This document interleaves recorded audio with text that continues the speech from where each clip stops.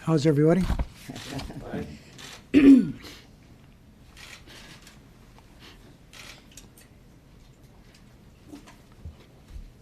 get started as soon as we were told a minute ago that everybody would be here in a minute.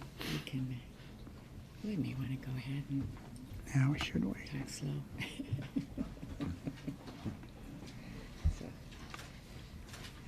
It appears that Durbin and Murray are on the Appropriations Committee, and I think they're tied up in a markup that they're having. Senate's held confirmation hearings, public in nature, on Supreme nominees for 100 years. If Republicans refuse to uphold that standard now, they'll be setting a new low in transparency in government. Today we're giving all members of the Senate to do the right thing and tell Mitch McConnell and Chuck Grassley to do their jobs and give Judge Garland the confirmation vote that he needs, the process that is so important and has been so good for the country over these many years. Out-of-sight meetings where Republican senators slip out of back doors to avoid reporters are not transparent, and they're not nearly enough. There will be no transparency if Senator Grassley fails to call an open hearing, a hearing when Chief Judge Garland can present himself to the American public. And when he does that, the American public will focus on him, and they will be as impressed with him as we are. We hope our Republican colleagues will join us and sign this letter. Senator Schumer? Thank you, and we're so pleased that a number of our Republican colleagues changed their mind in recent weeks and decided to meet with Judge Garland after all. The meetings are an important part of this process, but they're only the first step. It's every senator's right to meet with the judge, but it's the American people's right to have him explain his legal views in an open and public hearing. Having a private meeting, away from the press and out of the public eye, and then moving on is not doing your job. Doing your job is holding a hearing, asking tough questions of the judge, and then voting, yes or no. The Republican reluctance thus far to hold hearings is evidence of the judge's qualifications. If he wasn't qualified to serve or held views way outside the mainstream, Republicans would be eager to show the American people to try and justify their unprecedented obstruction. If they thought that Judge Garland wasn't meritorious of a yes vote, they'd have a hearing. But because they know how good he is, they don't want a hearing. They know what'll happen. And that is that the American people will see how good he is, and there'll be huge pressure on these senators to vote yes. Judge Garland is qualified. He's well within the mainstream. Republican leaders know it. They also know if they hold a hearing, the cracks in the dam will get bigger. We expect to receive answers to a standard questionnaire support from Judge Garland in the coming days. And Democrats look forward to doing our job, reviewing documents, preparing for a hearing. And we hope our Republican colleagues will rethink their refusal to have hearings and join us in urging the Republican leadership to reverse course. We're happy that several members of the Republican caucus have already called for hearings, but it's time for them to put their money where their mouth is and pressure their leadership to do the right thing. We're going to keep pushing forward towards a hearing because Senate Democrats know we have a job to do. And the American people sent us here to do that job. And so we are initiating a letter, hopefully signed by Democrats and Republicans. And this letter simply says to Mitch McConnell and to Chuck Grassley, do your job, hold a hearing. I have good faith that every Democrat will sign it. And then we hope our Republican colleagues will sign it. We hope the public will call their senators and say, sign this letter. It's doing your job. And again, to repeat, we knew this would be not a week process, but a month-by-month process. I believe that the pressure is continuing to mount, that Republicans, particularly those up for tough re-elections, are having real trouble with this issue. And as we move forward in the next several months, the dam will crack.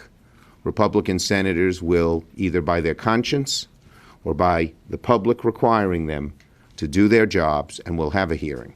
And if we have a hearing, all bets are off in terms of the Republicans saying, I'll definitely not vote no.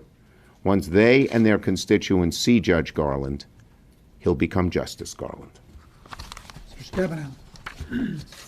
Thank you very much. Thank you, Senator Schumer. Thank you, Senator Reid, for your leadership. It's hard to believe we're actually having to have this discussion about whether or not the third branch of government will be unable to fully function for over a year.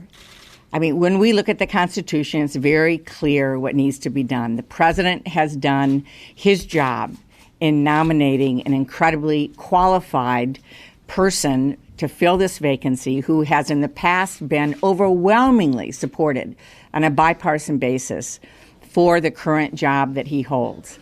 And now it is time for us to do our job. And so we are asking colleagues to join us. We think it would be very significant if we had the majority of the Senate, if we had virtually everyone in the Senate saying to the Senate Republican leader, we are ready to do our jobs. Now, as many of you know, I've spent time asking citizens in Michigan and here in, around this community what would happen if they decided not to do a big part of their job for a year. Just decide, I don't like this part of my job, I'm not going to do it. Every person I asked said, well, that's real simple, I'd be fired. So the reality is the public understands that when we have a job, we have to do our job. And that's what we are saying to colleagues. That's what the American people are saying loudly and clearly. So we're asking Republican colleagues to sign the letter and to step up and to do their job. Senator Casey. Thank you very much. I wanted to start by saying I think the Republicans, when it comes to the question of whether they will do their constitutional job or not, really have a basic choice. They can take that path and allow a hearing and then allow a vote on Judge Garland, as they should, a remarkably qualified individual to serve on the Supreme Court. In terms of appellate experience, I'm not sure anyone has ever been nominated with the degree of appellate experience that he has. So that's one choice they can make. We hope they make that choice. The other choice, though, is pretty simple. They would be allowing extremism to triumph over the fair and efficient administration of justice by the Supreme Court of the United States, the highest court in the land, not just any court. So if they allow that extremism to triumph, they will have made, of course, the wrong choice. Maybe one of my constituents said it best.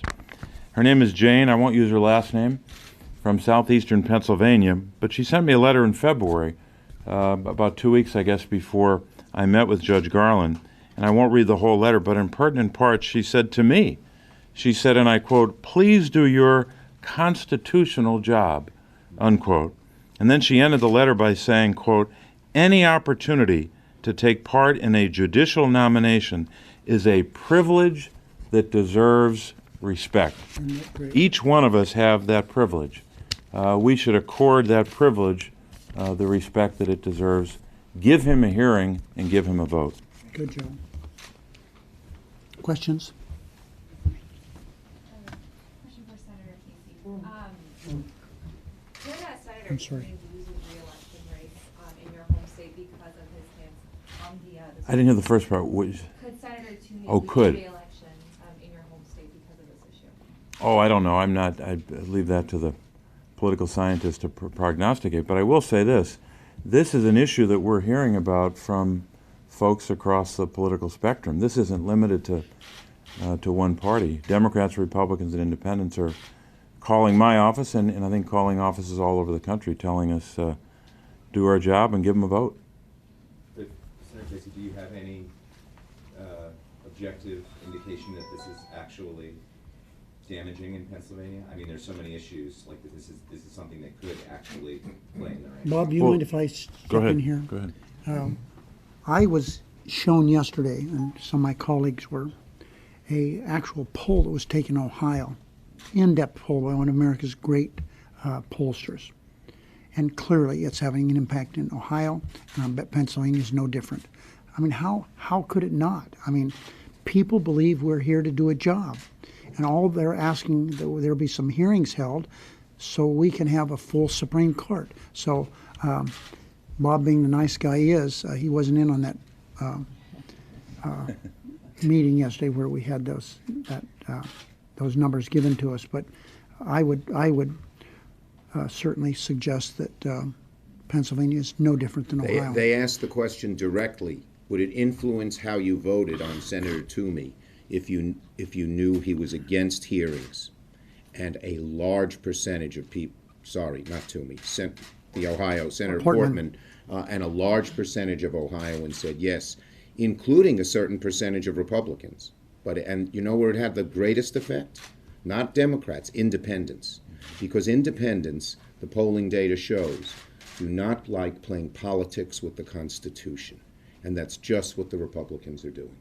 Leader Reed, Yeah. this hasn't been a very busy year, but do you think there's any chance of getting overseas corporate tax reform done by the start of next year, repatriation done by the start of next year? Well, miracles never cease, so who knows? But we're not doing much. I can't imagine we're going to get into much technical tax reform this year, as we've been talking about that for a number of years, and with the Republicans just stopping everything. You know, I think the contrast speaks volumes. We were on the floor last evening talking about the ability to move forward on a energy bill. That's been 3 years in the making. It was originally done by Senator Shaheen. She tried so hard for years. It was filibustered not once, not twice, but many different times. We're in the minority. We're responsible. We're allowing that bill to go forward. We've worked on it. It's a good piece of legislation, not perfect, but we just have a different outlook on life than they have, and their tax policy is not our tax policy. I would hope that we could do some major tax reform, but I don't see it coming. On the Supreme Court, Yes. There may be some Republicans who decided to take meetings, but McConnell has shown no signs of relenting on this. Beyond a PR campaign and letters and things like that, what are your next steps? And procedural tactics. What else? What can you all do for the remaining months of the year to try to get this to move forward? I can't imagine that Senator McConnell thinks this is helping his people are up for re-election. I think that that's pretty clear that all the evidence points to the contrary. But he is appealing to a very small base, namely the Koch brothers and their minions. We just had a bill here on the floor. It was all worked out until the Koch brothers stepped in. It was FAA bill. It was tax provisions that were left out of the bill by mistake in December. But the Koch brothers are so powerful.